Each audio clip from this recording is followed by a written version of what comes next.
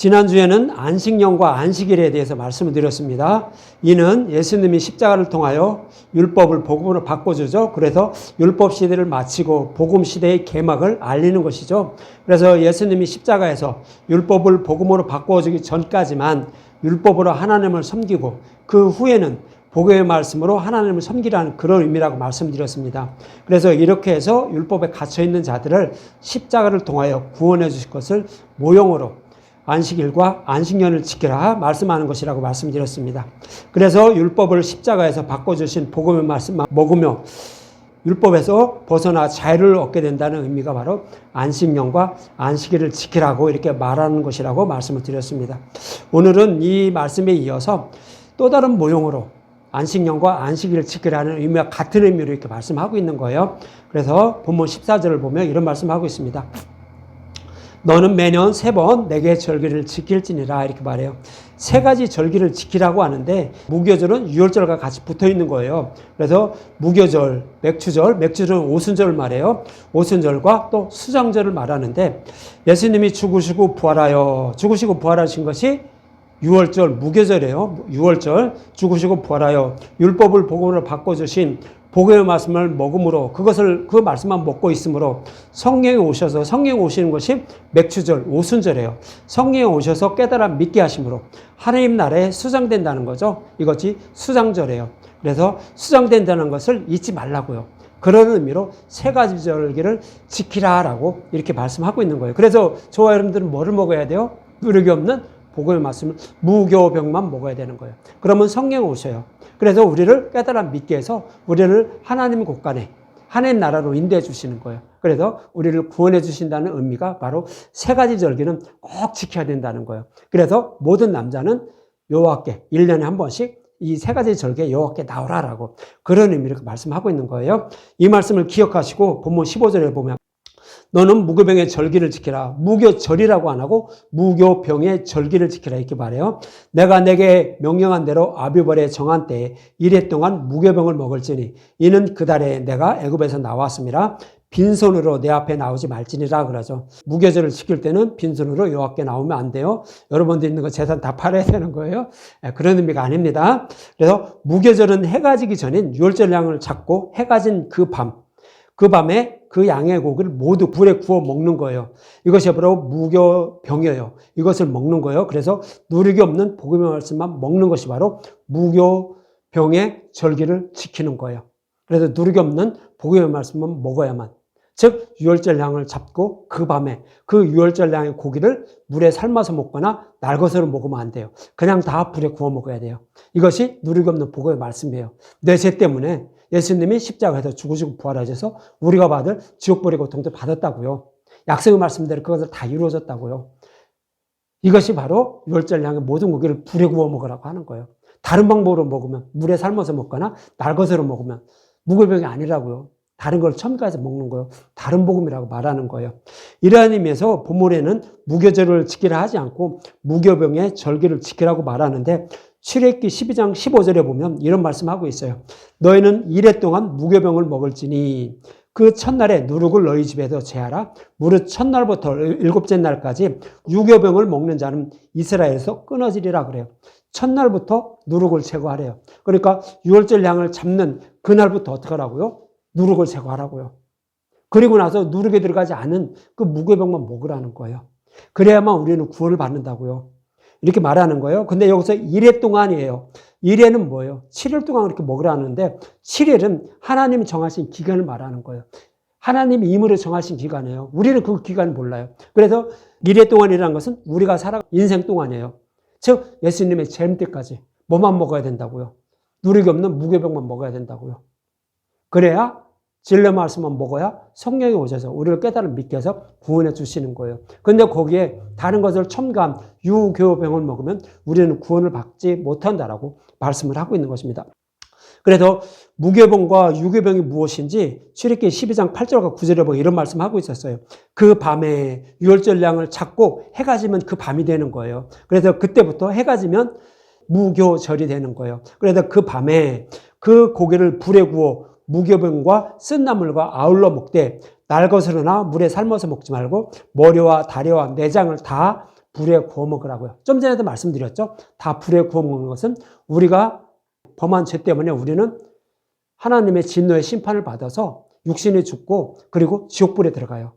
그런데 그것을 누가 받는다고? 예수님이 대신 받았다고요. 그래서 유월절 양을 다 불에 구워 먹으라라고 말씀을 하고 있는 거예요. 그런데 여기서 유월절 양의 고기는요, 예수님과 살과 피를 상징적으로 말하는데 우리가 가지고 있는 성경의 말씀을 이라고 이렇게 생각하면 쉽게 이해를 해요.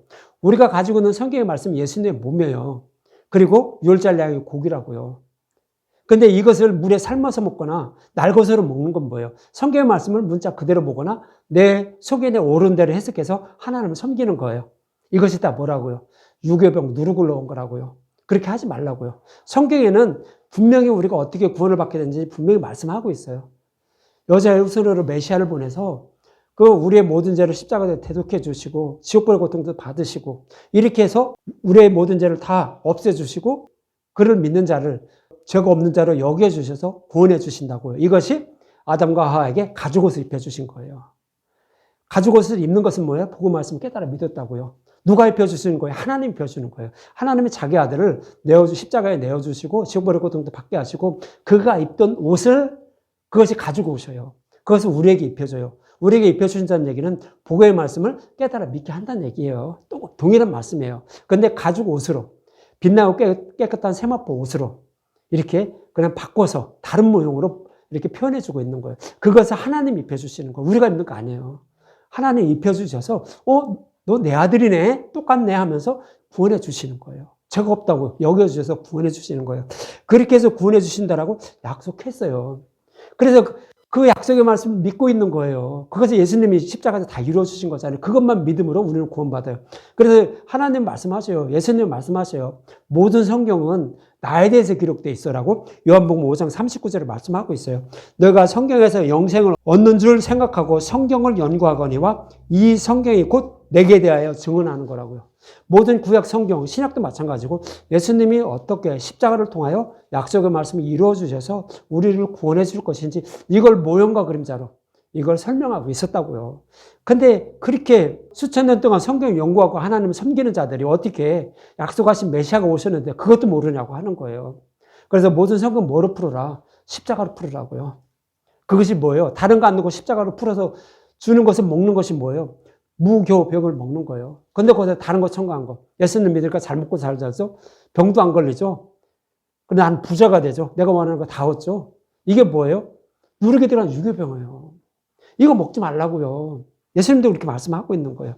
그래서 이렇게 십자가로 풀어주는 그런 말씀은 듣고 먹는 것이 뭐예요? 무교병의 절기를 지키는 거예요. 그래서 이렇게 그 유월절 날 고기를 날것으로 먹거나 물에 삶아서 먹는 사람, 대표적인 사람이 유대인들인 거예요. 그래서 하나님은 이스라엘 백성들, 그 유대인들을 아주 멸망시키고 없애버릴 수도 있는데 결국 그들을 그 나라를 다시 세우게 하고 또다시 그 율법으로 하나님을 섬기게 만들어 놓고 있는 거예요. 그들의 본을 받지 말라고요. 그들의 뒤를 따라가지 말라고요. 그것은 구원받지 못한다라고 샘플로 남겨놓는 거예요. 그래서 이스라엘을요, 영원히 망하지 못하게 조그만 나라인데도 영원히 망하지 못하게 그렇게 만들어주시는 거예요. 그를 보고 하나님 세락하시지 말라고요. 그들을 따라 살지 말라고요. 그렇게 해서 이렇게 이스라엘을 그렇게 남겨놓고 계신 것입니다. 그래서 유대인들처럼 유교병을 먹지 않고 무교병만 먹여서 구원해 주시려고 예수님은 유월절양으로 죽으시기 위하여 예루살렘으로 입성하시죠. 나귀를 타고 입성하셔요. 그리고 예루살렘을 올라가서 그 성전의 누룩을 다 제거하시는데 성전을 청소하시는 모습을 통하여 이렇게 말씀을 하고 있는 거예요. 출애굽기에서 어떻게 했어요? 첫날 내 집에서 누룩을 다 제거하라고 했죠. 그 말씀대로 예수님이 무교절 첫날, 6월절이죠. 그날에 예수님이 성전에 올라가서 자기 집이죠. 거기서 다 청소하는 모습을, 성전을 깨끗하게 하시는 모습을 통하여 이렇게 말씀해 주신 거예요. 마태복음 21장 12절과 14절에 보면 12절부터 보면 예수께서 성전에 들어가사 성전 안에서 매매하는 모든 사람들을 내쫓으며 돈 바꾸는 사람들의 상과 비둘기 파는 사람들의 의자를 둘러 엎으시고 이렇게 말하죠. 예수님이 성전을 깨끗하게 청소하시는 것은 내 집에서 누룩을 제거하시는 모습이에요. 그래서 예수님이 6월절 양으로 죽으신 후에 무교절이 되죠. 그러면 무교절에 자신의 자녀인 교회들에게 누룩이 없는 무교병을 먹여서 구원해 주시려고 예수님은 성전에 들어가서 자기 집이죠. 자기 집에서 누룩을 깨끗하게 제거한 거예요. 그럼 이렇게 예수님 십자가를 통하여 이렇게 누룩을 깨끗하게 제거해 주셨는데, 그럼 그렇게 제거해 주셨는데도 율법으로 하나님 섬기면, 다른 복음으로 들어간 것으로 하나님 섬기면 뭐예요? 누룩이 들어간 거 먹는 거예요. 예수님을 배척한 자들이라고요. 예수님이 성전에 들어갈 때 깨끗하게 해주셨잖아요. 율법 복음으로 바꾸셨잖아요. 그럼 그 복음만 먹는 거예요. 이것이 뭐예요? 무교병의 절개를 지키는 거라고요. 그래야 저와 여러분들이 구원을 받는다고요. 그래서 이어지는 마태복음 21장 13절에 이렇게 말씀하고 있는 거예요. 그들에게 이르시되 기록된 바 내 집은 기도하는 집이라고요. 그래서 일컬음을 받으리라 하였거늘 너희는 강도의 소굴을 만들었다고요. 왜 이스라엘 백성들에게 성막과 성전을 주셨죠? 물론 다른 의미도 있어요. 이것은 뭐냐면 이스라엘 백성들이 성막이나 성전을 통하여 제물에 뭐를 전가하죠? 내 죄를 다 전가해요. 그래서 그 제물이 번제단에서 여호와께 태워 올려드림으로 어떻게 돼요? 우리의 모든 죄는 다 사함을 받게 돼요. 이것을 누가 이루어 주신다? 이 제물이 내 죄를 다 해독해 주는 것처럼 누가 이루어 주신다? 여자의 후손으로 오실 메시아가 이렇게 해서 우리를 정결한 자로 만들어서 구원해 주신다고요. 이것을 성전과 성막에서 드리는 제물을 통해 말씀하고 있는 거예요. 그래서 뭐라고요? 그 약속하신 메시아가 오셔서 이 제물처럼 나의 죄를 다 대속해 주셔서 구원해 주시옵소서, 속히 오시옵소서 하면서 기도하면서 그 제물을 드리며 약속하신 메시아를 소망하면서 살라고요. 그렇게 해서 성막과 성전을 줬다고요. 그래서 내 집은 기도하는 집이라고 했다고요. 예수님은 그렇게 말씀하고 있는 거예요. 그런데 어떻게 했어요? 강도의 소굴을 만들었다는 거예요. 강도는 뭐예요? 내가 가지고 있는 거 빼앗고 훔치는 자들이에요. 이들이 강도예요. 그래서 예수님은 말씀하시죠. 요한복음 10장 8절에 나보다 먼저 온 자는 다 절도요 강도니 양들이 듣지 않았다고요. 나보다 먼저 온, 나는 예수님을 말해요. 예수님은 복음을 말해요. 복음보다 먼저 온 건 뭐죠? 신의 산에서 이스라엘 백성들에게 율법을 준 거예요. 율법은 예수님보다 먼저 줬잖아요. 그 오전에 이삭보다 이스마엘이 먼저 태어났죠? 그게 율법이라고 했잖아요. 이스마엘이 율법이라고 했잖아요. 신의 산에 받은 율법. 이삭은 나중에 예수님을 상징하죠. 복음을 상징해요. 또 에서와 야곱이 있죠. 에서가 먼저 태어났어요. 에서가 형이에요. 형은 뭐예요? 율법을 상징해요. 그래서 그는 자신의 의와 열심으로 그 화살로 그 재물을 잡아서 아버지가 지금 별미를 만들어 주려고 했다고요. 그러니까 자신의 열심과 노력으로 율법을 다 지켜서 구원을 받으려고 했다고요. 누가? 에서가. 그건 율법이에요. 그것을 구원받지 못한다고요. 아버지 이삭의 축복을 받지 못하잖아요. 구원받지 못하잖아요. 똑같아요. 근데 누가 구원받아요? 야곱이요. 아무것도 안 하고 가만히 있는 사람이 축복을 받아요. 어떻게 축복받죠? 좋은 염소 새끼 2마리. 복음을 말하는 거예요. 2마리 염소. 여호와께 드리는 염소와 아세셀로 보내는 염소 2마리 염소예요. 좋은 염소 새끼 2마리. 예수님을 복음을 상징하는 거예요. 구약에서 약속하시고 약속하신 말씀대로 이루어 주시기 위해서 오셔서 십자가에서 다 이루어진 예수님이 2마리 염소예요. 그래서 그것을 갖고 온 거예요. 그것이 복음이에요. 그것을 갖다 주니까 어머니 리브가 성령을 상징하죠. 복음을 깨달아 믿게 한 거예요. 변을 만들어준 거예요. 그리고 아버지는 형 에서를 좋아하죠. 그러니까 형의 좋은 옷을 갖고 또 염소털로 갖다가 야곱을 에서처럼 꾸며주는 거예요. 그리고 아버지의 축복을 받게 한다고요. 이것이 우리 구원의 모습이에요. 그래서 우리는 오직 복음의 말씀만 들음으로는 구원받게 되면 성경은 여기저기서 말씀하고 있는데 유대인들은 그걸 배척한 거예요. 그러니까 뭐예요? 나보다 먼저 온 자는 절도의 강도라고요. 율법으로 의롭다함을 받으려는 자, 즉 율법이 그렇다는 거예요. 율법은 나의 목숨을 빼앗아가는 강도와 같다고 이렇게 예수님은 말씀하는 거예요. 그러면서 예수님은 뭐라죠? 10장 11절에 요한복음 10장 11절 나는 선한 목자라 선한 목자는 양들을 위하여 목숨을 버린다고요. 그렇죠? 우리는 어떻게 해요? 우리 죄를 사함 받을 수 있는 방법은 어떠한 방법도 없어요. 오직 예수님 십자가에서 그 죄를 대속해 주신 거 그걸 믿는 방법밖에 없다고요. 그래서 예수님은 그 일을 이루어 주시기 위해서 십자가에서 목숨을 버린다고요. 우리를 구원하기 위해서 버린다고요. 그분이 바로 예수님이라고요. 그것이 복음이라고요. 그것을 믿음으로 우리는 구원받게 되는 거예요. 그래서 율법의 행위로 구원받으려고 하는 자들은 강도한테 자기 목숨을 빼앗기는 거예요. 그러나 복음은 이렇게 빼앗길 수밖에 없는 우리 목숨을 우리를 살려주는 거예요. 그것이 복음이에요. 그래서 예수님은 그렇게 말씀하고 있는 것입니다. 이렇게 이제 예수님은 성전에 가서 청소를 다 하셨죠. 그리고 나서 마태복음 21장 14절에 이렇게 말씀하고 있는 거예요. 맹인과 저는 자들이 성전에서 예수께 나옴에 고쳐주셨다고 하죠. 맹인은 뭐예요? 진짜 눈을 안 뜬 사람이 맹인인 거예요? 영적인 맹인을 표현하는 거예요. 모든 인류는 다 영적인 맹인들이에요. 복음을 알지 못한다고요. 그들이 바로 맹인으로 표현하고 있는 거예요. 저는 자들은 뭐예요? 다리를 절룩절룩해서 어떻게 해요? 하나님 나라에 들어갈 수가 없다고요. 그 얘기는 뭐예요? 복음을 모르기 때문에 그렇다는 거예요. 구약에서는 복음을 밝게 드러나지 않았어요. 그래서 이들은 다 어떻게 해서 들어가려고 하냐면 맹인과 저는 자는 다 누구였냐면 유대인들의 모습이에요. 율법의 행위로 구원받으려고 그렇게 힘쓰고 애쓰고 있다고요. 복음을 모르고 있는 맹인들이라고요. 복음을 몰라서 하나님 나라에 들어가지 못하는 그런 다리 저는 자와 똑같다라고 예수님 말씀하고 있는 거예요. 이러한 자들을 예수님이 그 십자가를 통해 누룩을 다 제거한 거예요. 그래서 복음을 주시는 거예요. 그래서 그 복음을 말씀을 먹여서 그들을 구원하신다는 얘기가 뭐예요? 맹인과 전원자들을 예수님이 다 고쳐주셨다고 하는 거예요. 저와 여러분들은 다 맹인이며 전원자들이었어요. 그러나 예수님이 십자가에서 그 자기주에서 누룩을 다 제거하시고 십자가에서 율법을 복음으로 바꿔주셨죠. 이것을 우리에게 먹여주는 거예요. 왜 먹여주죠? 맹인 같은 저와 여러분들, 전원자들인 저와 여러분들에게 그것을 먹여서 눈을 뜨게 하고 이 저는 병을 고쳐주셔서 구원해 주시기 위해서 예수님은 그런 일을 해주셨다는 거예요. 그래서 우리는 뭐를 먹어야 된다? 누룩이 없는 복음의 말씀. 예수님 십자가에서 율법을 복으로 바꿔준 거, 이것을 먹어야 된다라고 이렇게 말씀하고 있는 거예요. 이처럼 예수님은 무교절을 지키고 있는 저와 여러분들에게 누룩이 없는 무교병을 먹여 구원해 주시려고 누룩을 제거하시고 무교병을 주신 것으로 십자가를 통하여 율법을 복음으로 바꿔주신 것입니다. 이러한 의미에서 무교병은 복음의 말씀으로 모든 성경을 예수님에 대해 자세히 풀어주는 말씀을 먹는 것이 바로 무교병을 먹는 것입니다. 이 모습은 마치 엠마오로 가는 제자들이 어떻게 했죠? 예수님이 가셔서 자신에 대해 기록된 성경의 말씀을 자세히 풀어 전했죠. 그랬더니 이들이 어땠죠? 제자들이 마음이 뜨거웠다라고 하는 거예요. 비로소 이제 복음 말씀을 깨달아 믿게 돼서 고향으로 돌아가다 다시 발걸음을 돌이켜서 어디로 갔어요? 예루살렘으로 올라갔던 거예요. 즉 복음으로 돌아왔다라고 이렇게 말씀을 하고 있는 거예요. 그래서 저와 여러분들은 뭐만 먹어야 돼요? 모든 성경은 예수님에 대해서 말씀하고 있으니까 예수님에 대해서 자세히 풀어주는 것을 먹음으로 우리는 마음이 뜨거워져요. 성령이 이게 진리지 하면서 이렇게 우리를 진리의 길로 인도해 주심으로 우리는 구원받게 된 말, 이렇게 말씀을 하고 있는 거예요.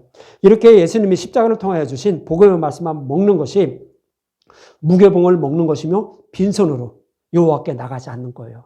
그래서 복음의 말씀을 먹음으로 우리는 많은 것을 싸들고 여호와 앞에 나가는 거예요.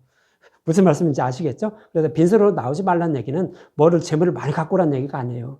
여호와께서 예수님을 통하여 십자가에서 율법을 복음으로 바꿔준 거 먹고 믿고 하나님께 나오라고요. 이렇게 말씀을 하고 있는 것입니다. 이렇게 누룩이 없는 복음의 말씀만 먹고 또 본문 16절은 맥추절을 지키라 이렇게 말씀하고 있어요. 본문 16절에 보면 맥추절을 지키라 이는 내가 수고하여 밭에 뿌린 것에 첫 열매를 거둠이라. 수장절을 지키라 이는 내가 수고하여 이룬 것을 연말에 밭에서부터 거두어 저장함이라 이렇게 말합니다. 맥추절은 성령 강림일을 말하는 거예요. 무교병을 먹고 있는 자에게 성령이 오셔서 복음을 깨달아 믿게 하심으로 부활 승천하신 예수님처럼 생명으로 부활하는 몸을 가지게 된다는 그런 의미예요. 이러한 의미에서 내가 수고하여 밭에 뿌린 것에 첫 열매를 거둠이라 이렇게 말하는 거죠. 이 얘기는 뭐예요? 밭에 뿌린 것 첫 열매를 거둔다 그래요. 내가 수고했다는 거예요. 네가 수고한 것이 무엇이죠?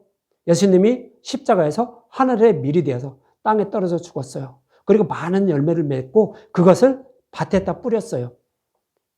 예수님이 뿌린 거예요. 그런데 이것을 이제 다시 거둔다는 얘기예요. 예수님이 죽으시고 부활하신 복음의 말씀을 이제 교회들에게 전해서 그 교회들이 이제 그것을 믿고 따르게 된 거예요. 그러니까 이것을 거두는 모습이에요. 처음부터 이제 성령 오셔서 믿음에 이르게 된 자들을 이제 부활 성천하게 하는 그런 모습으로 이렇게 그려주고 있는 거예요. 그것이 밭에 뿌린 것에 첫 열매를 거둔다라고 하는 거예요. 첫 열매는 예수님을 말하는 거예요. 그런데 그것을 다시 뿌린 거예요.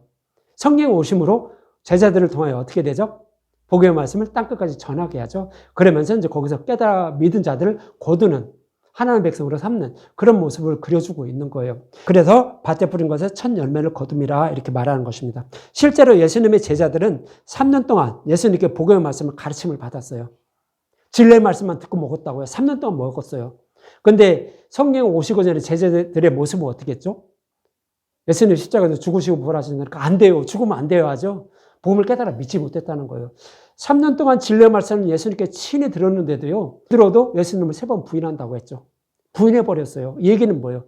우리가 아무리 성령 오시기 전에 진리의 말씀을 듣는다 할지라도 구원에 이르는 믿음에 이르지 못한다는 거예요. 그것이 베드로가 3번 부인하는 거예요. 그렇지만 이제 성령이 임하니까 어떻게 되죠? 사도행전 1장 8절에 오직 성령이 너희에게 임하시면 너희가 권능을 받고 예루살렘과 온 유대와 사마리아 땅끝까지 이르러 내 증인이 되리라 하시니라 그러죠. 예수님이 죽으시고 부활하기 전에는 복음을 3년 동안 듣고 따랐지만, 예수님을 따랐지만 믿음에 이르지 못했어요.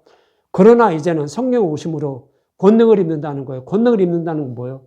성령 오셔서 들은 복음의 말씀을 깨달아 믿게 한다고요. 그래서 이 제자들을 땅끝까지 복음을 전하게 하도록 만들어 주신다는 거예요. 이런 증인이 된다라고 말씀하고 있는 거예요. 그래서 우리가 어떻게 구원받게 되는지 제자들의 모습을 통해서도 이렇게 말씀해 주시고 있었던 거예요. 그래서 맥주제를 지키라는 것은 우리가 들어가지 있는 무교병을 먹고 있을 때, 즉 진리의 말씀만 먹고 있을 때 성령 오시는 거예요. 그래서 우리를 깨달아 믿게 해서 우리를 구원해 주신다고요. 그거 잊지 말라는 거예요. 그것이 무교제를 지키고 맥주제를 지키라 말씀하고 있는 거예요. 그렇게 되면 복음을 깨달아 믿게 되면 우리는 어떻게 되죠? 하나님 나라에 수장되는 거예요. 그래서 수장제를 지키라 이렇게 말씀을 하고 있는 거예요. 이처럼 저와 여러분도 누리기 없는 무교병을 먹는다고 해도 믿음에 이르지 못하지만 제자들처럼 성령이 임하심으로 권능에 힘입어 깨달아 믿게 되어 구원받게 되는 것입니다. 이 모습을 모형하는 것이 바로 사라는 아이를 낳지 못하지만 아브라함이 할례를 행하고 잉태하여 이삭을 낳게 되는 것도 이 모습을 또 모형해 주고 있는 거예요. 사라가 아이를 낳지 못했죠. 그러나 아브라함이 할례를 받은 후에 잉태를 하게 돼요. 그래서 이삭을 낳게 돼요. 그 얘기는 뭐예요? 아브라함이 할례를 행했다는 것은 아브라함의 후손으로 예수님이 죽으시고 부활하셨다는 거예요. 그래서 복음의 말씀을 들었다는 거예요. 누가? 교회가. 교회는 누구예요? 아브라함은 예수님, 하나님을 상징하고요. 그의 부인인 사라는 교회를 상징적으로 또 이렇게 표현해주고 있는 거예요. 그래서 할례를 행했다. 예수님이 죽으시고 부활하셨다는 얘기예요. 그 복음의 씨앗을 교회에게 뿌렸다는 얘기예요. 그랬더니 사라가 임신했다는 얘기예요. 즉 들은 복음의 말씀을 잉태하게 되었다는 얘기예요. 그리고 나서 새로운 피조물로 거듭나죠. 이삭이 태어났다는 얘기예요. 즉 우리가 새로운 피조물로 거듭나게 되었다는 거예요. 그래서 우리가 어떻게 거듭나게 되는지 여러 가지 모형으로 계속 반복해서 설명해 주고 있는 거예요. 그리고 또 임신하지 못하던 라헬도 마찬가지였어요. 라헬이 어떻게 임신하죠? 라헬도 오순절이 임하자 요셉을 낳게 돼요. 창세기 30장 14절을 보면 이런 말씀하고 있어요. 그의 언니 레아는 아들을 쑥쑥 낳고 자꾸 저기 했어요. 근데 야곱의 그렇게 사랑을 받던 라헬은 임신을 하지 못했어요. 그러나 이제 임신하게 되는데 창세기 30장 14절에 보면 밀 거둘 때에 르우벤이 나가서 들에서 합 한 채를 얻어 그의 어머니 레아에게 드렸더니 라헬이 레아에게 이르되 너희 언니의 아들의 합 한 채를 청구하느라 그래요. 합 한 채는 임신 촉진제와 같은 그런 의미를 담고 있어요. 임신 촉진제와 같은 거예요. 근데 밀 거둘 때라고 그래요. 밀 거둘 때는 뭐예요? 맥주절을 말해요. 맥주절, 오순절에 성령이 임하니까 우리는 아이를 낳게 된다고요. 임신하지 못하던 라헬이 아이를 낳게 된다고요. 사라가 임신하지 못했는데 아브라함이 할례를 했죠. 예수님이 죽으시고 부활한 거예요. 그리고 성령 오신 거예요. 그것이 아브라함이 할례를 행한 거예요. 그리고 사라가 임신하게 돼요. 이 모습과 같이 라헬도 마찬가지예요. 밀 거둘 때는 맥주제를 상징하는 거예요. 그리고 합한 채는 임신 촉진제와 같은 거예요. 우리는 믿음이라는 아이를 잉태하지 못했는데 우리는 복음의 말을 들을 때 성령의 오심으로 믿음이 잉태되는 거예요. 그래서 우리는 아이를 낳게 된다고요. 새로운 피조물로 거듭나게 된다고요. 이 모습이 아이를 낳지 못하던 라헬이 합한 채를 구하고 그리고 요셉을 낳는 모습이에요. 우리가 어떻게 구원받는지 또 이 모습을 통해 말씀하고 있는 거예요. 또 이 모습은 라헬이 성령이 임하고 아이를 낳는 모습은 또 어떤 의미를 담고 있는 거예요. 여자의 옷으로 예수님이 오실 때 무엇으로 잉태하죠? 처녀의 몸에 성령으로 잉태된다고요. 그래서 마태복음 1장 18절 이렇게 말씀하고 있는 거예요. 예수 그리스도의 나심이 이러하니라. 그의 어머니 마리아가 요셉과 야고나가 동거하기 전에 성령으로 잉태된 것이 나타났다고요. 라헬이 그 합한 채를 구하고 요셉을 낳는 모습을 통하여 우리가 어떻게 구원받게 되는지 또 약속하신 메시아가 어떻게 올 것인지 이렇게 그려주고 있었던 거예요. 그래서 처녀 마리아의 몸에 성령으로 잉태해서 예수님이 오시는 모습을 또 이렇게 그려주고 있는 거예요. 똑같아요. 그래서 성령이 오셔야만 우리도 믿음이 잉태돼서 우리도 새로운 피조물로 거듭나게 된다는 거예요. 근데 어떻게 거듭나요? 복음의 말씀을 들을 때, 무교병의 절기를 지킬 때, 누르기 없는 복음의 말씀을 들을 때 성령이 오셔서 우리를 믿음이 자라게 하시고 우리를 구원해 주신다고요. 이렇게 오늘 본문에서도 이렇게 말씀을 하고 있는 것입니다. 이처럼 맥주들을 지키라는 것은 누르기 없는 복음의 말씀을 들음으로 성령이 오셔서 진리의 길로 인도하여 주어 믿음의 용사로 거듭나게 된다는 것을 잊지 말라는 뜻으로 이렇게 말씀하고 있는 것입니다. 이렇게 거듭난 사람이 천국 곳간에 수장된다고요. 그래서 어떻게 된다고요? 수장절을 지키라고요. 그날을 소망하면서 사는 것이 수장절이지만 이렇게 성령 오셔서 깨달아 믿음으로 우리는 천국 곳간에 수장된다는 거, 이거 믿지 말라는 의미를 담고 있는 거예요. 그래서 우리는 어떻게 해요? 세 가지 절기를 꼭 지키라고 하는 거예요. 누르기 없는 복음의 말씀을 먹고 그런 자에게 누가 온다? 성령이 오셔서 복음을 깨달아 믿게 해서 우리를 천국 곳간에 수장해 준다고요. 이걸 잊지 말라고요. 그래서 모든 남자는 그걸 지켜야 된다는 거예요. 그럼 여자는 지키지 않아도 되네? 여자는 지키지 않아도 되는 게 아니라 못 지키는 거예요. 여자는 뭐예요? 복음의 말씀을 모르는 자를 여자라고 해요. 성경에서 여자는 복음의 말씀 모르는 자예요. 아는 자는 예수님밖에 없어요. 예수님만 남자예요. 근데 예수님이 뿌려질 그 씨를 받게 되면 그것을 복음의 말씀 깨달아 믿은 자예요. 그는 누구예요? 예수님처럼 닮은 자가 되는 거예요. 그래서 그도 남자예요. 육신을 가지고 있는 저와 여러분들의 모습이지만 복음의 말씀을 듣고 깨달아 믿은 자가 누구다? 예수님의 형상을 닮은 자잖아요. 그래서 남자를 여겨주시는 거예요. 여자는 그 복음의 말씀 아직 깨달아 믿지 못한 자가 여자고요. 그래서 여자는 어떻게 하라고요? 지키라고 안 해요. 남자만 지키라고 해요. 남자는 이렇게 지켜서 구원받은 하나님의 백성이라고요. 우리가 없는 복음의 말씀을 듣고 그에게 성령이 임하셔서 깨달아 믿게 해서 구원해 주신다고요. 그가 누구다? 남자라는 의미예요. 그래서 남자는 1년에 3번 여호와께 나와라 라고, 그리고 꼭 비추라라고 이렇게 말씀하고 있는 거예요. 그래서 오늘 보면 17절에 이런 말씀하고 있어요. 내 모든 남자는, 여자는 안 들어가죠. 남자만 해요. 남자는 복음의 말씀을 깨달아 믿은 자예요. 내 모든 남자는 매년 3번 주 여호와께 보일지라. 믿음의 용사로 거듭난 자는 이렇게 주 여호와께 보이라고. 즉 다시 말씀드리면 복음의 말씀을 깨달아 믿은 자라는 의미예요. 그런 의미로 이렇게 말씀을 하고 있는 것입니다. 그리고 이어지는 18절에 이렇게 말씀하고 있어요. 너는 내 제물의 피를 유교병과 함께 드리지 말며 내 절기의 제물의 기름을 아침까지 남겨두지 말지니라 그러죠. 제물의 피는 약속의 말씀대로 예수님이 십자가에서 죽으시고 부활하신 복음의 말씀을 말하는 거예요. 이 복음의 말씀에 유교병과 함께 드리지 말라는 거죠. 그래서 무교병, 누르기 없는 그 무교병에 누르고 첨가하지 말라고요. 모든 성경 말씀은 예수님에서 말씀하고 있는데 자신의 수건에 오른 대로 성경 말씀을 쏙 빼서 해석해서 하지 말고 또 문자 그대로 보지도 말라는 거예요. 모든 성경 예수님에 대해서 말씀하고 있으니까 예수님에 대해서 풀어주는 그런 말씀을 들으라고요. 이것이 내 제물의 피는 유교병과 함께 들으지 말라라고 하는 거예요. 그래서 누르기 없는 복음의 말씀만 듣고 먹으라고요. 이렇게 말씀하는 것이고 또 내 절기의 제물을 여호와께 드리라고 하죠. 내 절기의 제물의 기름은 뭐예요? 기름은 우리의 모든 죄를 말해요. 그런데 절기의 제물의 기름은 뭐죠? 예수님이 우리의 모든 죄를 전가 받으셨어요. 그래서 여호와께 십자가를 통해 다 드린 거예요. 다 대속해 주신 거예요. 이것이 내 절기의 제물의 기름이에요. 그러니까 이것도 동일하게 복음의 말씀을 상징으로 표현하고 있는 거예요. 복음의 말씀만 우리가 듣고 먹어야 한다고요. 이것을 여호와께 드리라고 이렇게 말씀을 하고 있는 거예요. 그러면서 아침까지 남겨두지 말라는 거죠. 아침은 뭐죠? 예수님의 재림을 말해요. 이스라엘 백성들이 출애굽할 때 어떻게 출애굽해요? 그 유월절 양을 그 밤에 그 다 불에 구워 먹었죠. 그리고 아침까지 남겨두지 않았어요. 만약 그들이 다 유월절 양 고기를 불에 구워 먹지 않고 남겨뒀다는 얘기는 그 복음의 말씀을 듣지 않았다는 얘기예요. 배척했다는 얘기예요. 그러면 어떻게 해요? 그는 출애굽을 하지 못해요. 바로의 노예로 그대로 있어야 돼요. 그러나 그는 그것을 다 먹은 거예요. 그러니까 어떻게 돼요? 출애굽하게 되는 거예요.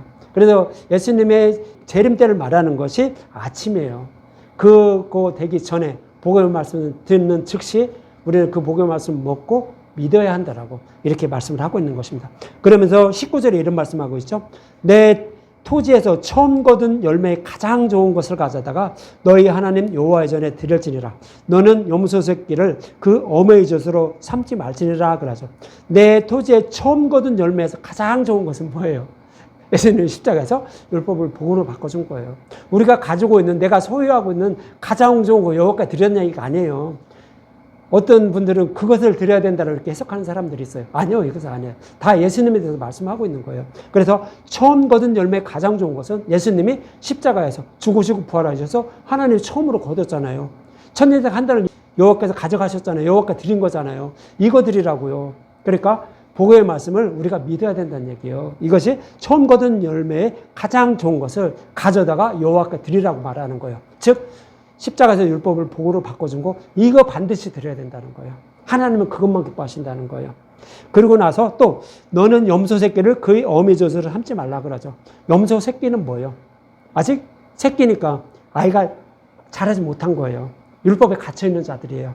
그리고 어미는 뭐예요?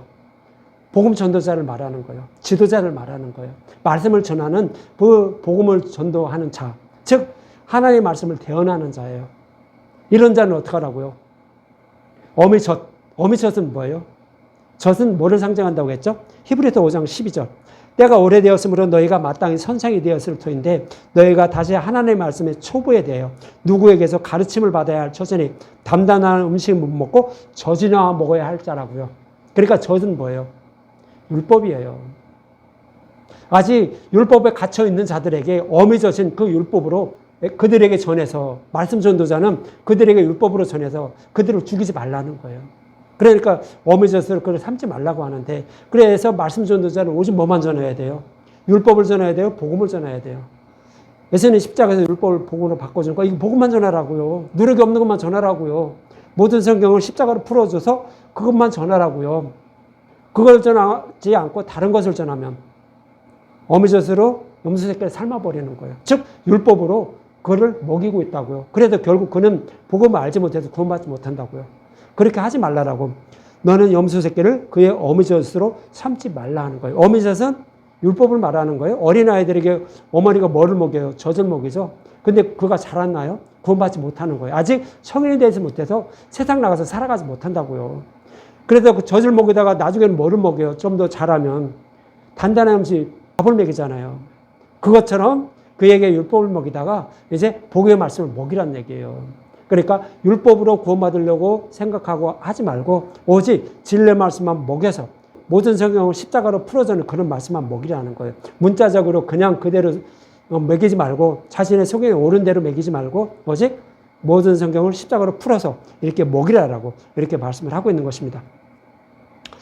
이처럼 오직 누르기 없는 복음의 말씀만 먹음으로 성령이 오셔서 진리의 길로 인도하여 믿음의 용사로 거듭나 구원받게 됨을 영원히 잊지 말라는 뜻으로 오늘 본문에서는 모든 남자는 매년 3번씩 주 여호와께 보이라 말씀하고 있는 것입니다.